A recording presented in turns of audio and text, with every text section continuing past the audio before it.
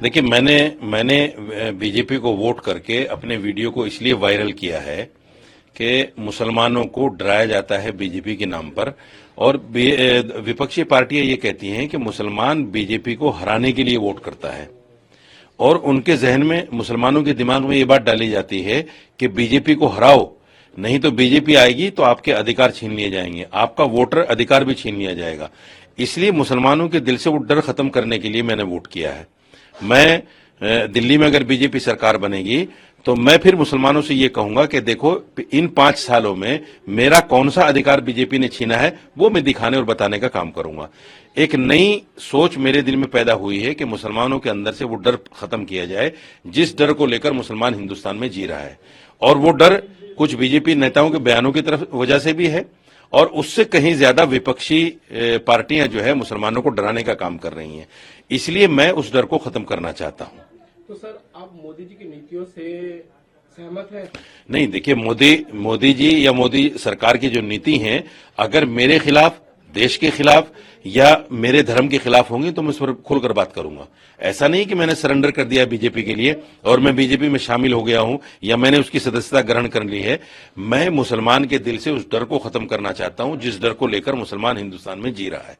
वो डर ये है कि बीजेपी मुसलमान को हिंदुस्तान से निकालने वाली है, ये देश हिंदू राष्ट्र बन जाएगा, फिर यहां नमाज पढ़ना मुश्किल हो जाएगा, यहां रोजा रखना मुश्किल हो जाएगा, दीन पर चलना मुश्किल हो जाएगा, दाढ़ी टोपी रखना। वो डर जो है मुसलमान के अंदर से मैं खत्म करना चाहता हूं कि ऐसा कुछ भी नहीं है। हम यहां करोड़ों की तादाद में हैं, लाखों में नहीं, करोड़ों में हैं। करोड़ों लोगों को देश से निकालना ये नामुमकिन चीज है। मुसलमान उस डर को अपने दिल से निकाल दें।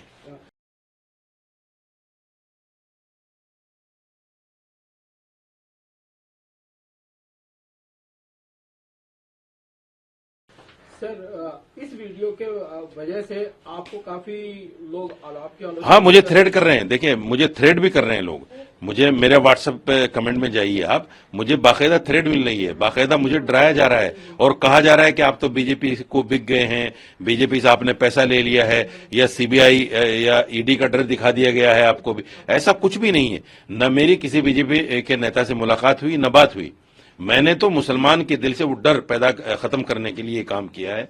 मेरे ऊपर बहुत सारी एफआईआर है, मैं 2-3 केसों में जमानत पर हूं, लेकिन मैं फिर भी नहीं डर रहा हूं। मैं फिर भी जो है सामने खड़ा होकर बात कर रहा हूं और मोदी जी और मोदी सरकार की नीतियों के खिलाफ बात कर रहा हूं। आगे भी बात करूंगा। ऐसा नहीं कि मैंने सरेंडर कर दिया। मेरा सीधा सा कहना यह है कि मुसलमान अपने दिल से बिल्कुल डर को निकाल दे।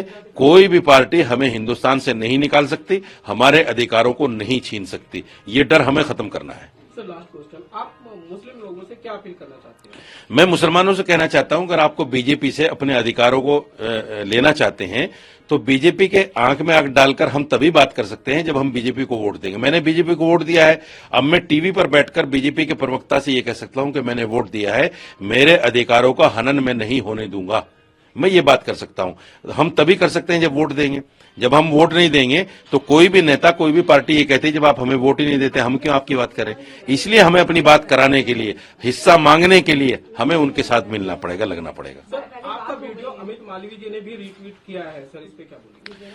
उन्होंने किया होगा, मुझे पता नहीं। मुझे आपसे पता चल रहा है कि अमित मालवीय ने किया है। जाहिर बात है उनको कुछ फायदा हुआ होगा उससे। मुझे तो ऐसा कुछ नहीं कि मुझे बीजेपी को फायदा करना था या बीजेपी को फायदा पहुंचाना था। मैं तो एक मैसेज देना चाहता हूं मुसलमानों को, और वो मेरा मैसेज आपके माध्यम से चला गया।